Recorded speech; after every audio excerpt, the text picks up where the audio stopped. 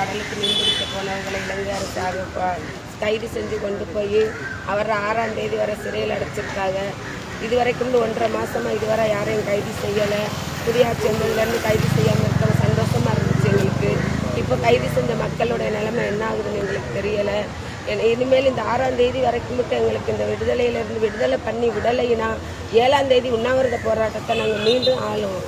நாங்கள் இதை விட கடுமையான போராட்டத்தில் ஈடுபடுவோமோ ஒழிய நாங்கள் தூங்கி கிடக்க போகிற மீனவ மக்கள் கிடையாது. சீக்கிரமாக விடுதலை பண்ணுங்க.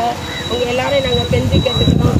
புதுசாக ஐயா சிஎம் அவர்களே, நாங்கள் இப்போ கலெக்டர் ஆஃபீஸ் வந்திருக்கோம். நேற்று ரோடு மறியல் பண்ணணும் தங்கச்சி மடத்தில் 2ஆவது ஸ்டாப்பில்.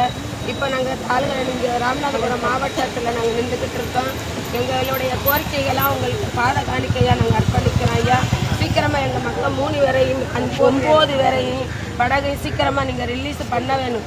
பண்ணலையா 7ஆம் தேதி திருப்பி பெரிய உண்ணாவிரத போராட்டம் பெருசாக நாங்கள் நடக்கோம்யா.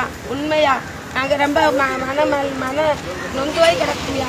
1-2 இறப்புயா. அதுக்கப்புறம் எங்களால் வாழ முடியலையா. மீனவர்களுக்கு உண்மையான எங்களோட தொழில் மட்டும்தான்யா. வேற விவசாயம் வர்றது எங்களுக்கு தெரியாது. நாங்கள் மீன் பிடிச்சி வாழ்க்கையா. என்னையா கைது செய்தியா. இதே எங்கள் போராட்டமாக இருக்குயா. கண்ணீர் கலம்பு பார்த்தானியா நாங்கள் நடந்துக்கிட்டு இருக்கோம். தொடர்ச்சியா நினைக்கையா. இத்தனை வருஷம் ஜெயலலிதா அம்மா இதில் வந்துட்டு ஷூட்டிங் ஆர்டர் நிறுத்தினாங்கய்யா. ஆனால் இப்போ பற்றி எல்லாம் ஷூட்டிங் ஆர்டர் கேட்குறாங்க. ஷூட்டிங் ஆர்டருக்கு அப்புறம் யார் உழைக்கிறது? யார் உழைச்சியா நாங்கள் எப்படியா வாழ்வோம்? ஷூட்டிங் ஆர்டர் நீங்கள் யாருக்கும் கொடுக்காதீங்க.